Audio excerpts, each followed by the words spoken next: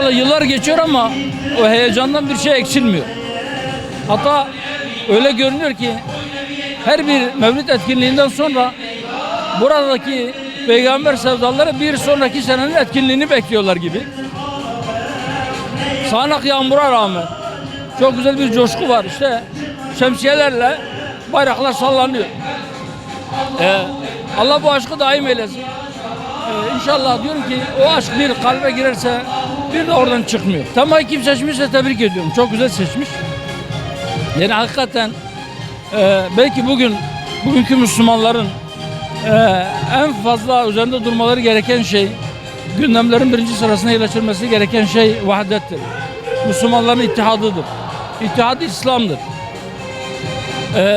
Bugün ümmet coğrafyasının pek çok yerinde çok ciddi sıkıntılar var. Ve emin olun bu sıkıntıların neredeyse tamamı eğer vahdet gerçekleşirse kendiliğinden bir hal yoluna girecek. Müslümanlar sayıca az değil. Müslümanlar güçsüz değil. Fakat Müslümanlar birbirleriyle uğraşıyorlar.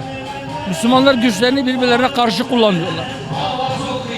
Dostlarıyla uğraşanlar düşmanlarıyla savaşamazlar.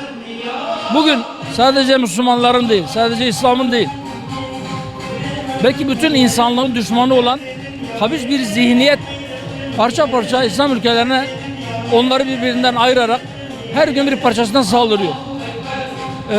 Filistin'e saldırdı, durduramadı. Lübnan'a saldırdı, durduramadı. Suriye'ye saldırdı. Şimdi sıra İran'da. Daha önce de Irak'a saldırmışlardı. Daha önce Batı emperyalizmi Irak'a, Libya'ya, farklı İslam beldelerine, bugün Çin, Doğu Türkistan'da zulmediyor. Filistin'de Siyonizm zulmediyor. Afrika'nın işlerinde Hristiyanlar zulmediyor. Dünyanın her bir yerinde zalimler var. Zalimler farklı çeşit. Ama hepsinde çoğunlukla daha doğrusu mazlumlar hep Müslümanlar. Onlar küfrün farklı şubeleri. Müslümanlar tek bir ümmet ama maalesef onlar birlik halinde İslam ümmetine, Müslümanlara saldırıyorlar. Müslümanlar birbirleriyle uğraşmaya devam ediyorlar. Ama çok güzel. İnşallah bu gibi günler, bu gibi etkinlikler Hz. Muhammed Aleyhisselatü Vesselam'ın mutlu doğumu onun ümmetinin onu anlamasına ve onun etrafında kenetlenmesine vesile olsun.